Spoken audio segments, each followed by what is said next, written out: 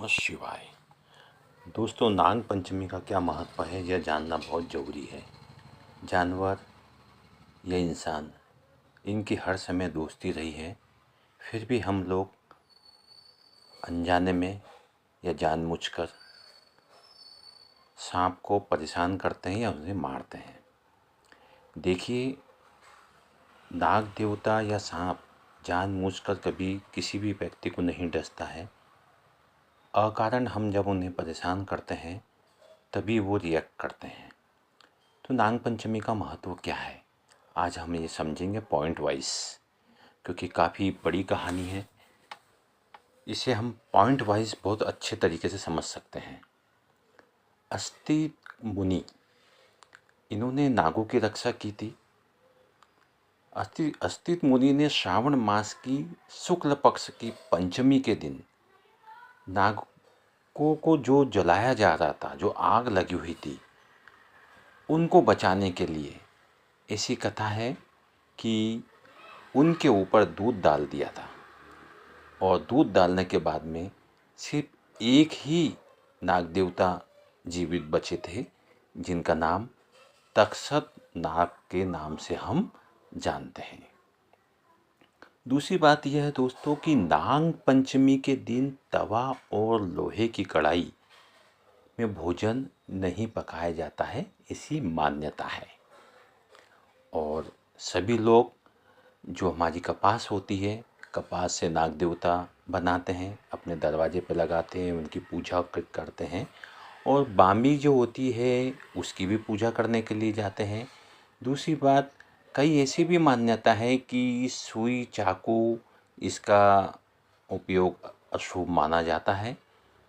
और काफ़ी कथाएं प्रचलित है इसमें।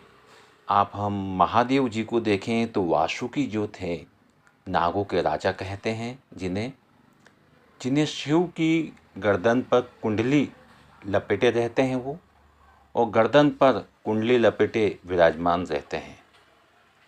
दोस्तों, जहाँ तक विष्णुदेव का प्रश्न है, उन्होंने भी सांप को काफ़ी आदर सत्कार किया हुआ है।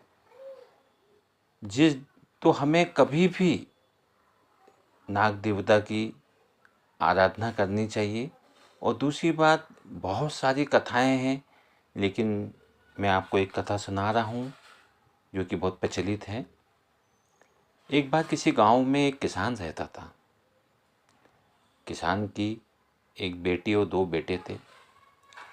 किसान बहुत मेहनती था, बहुत मेहनत से अपनी खेत में काम करता, फसल उगाता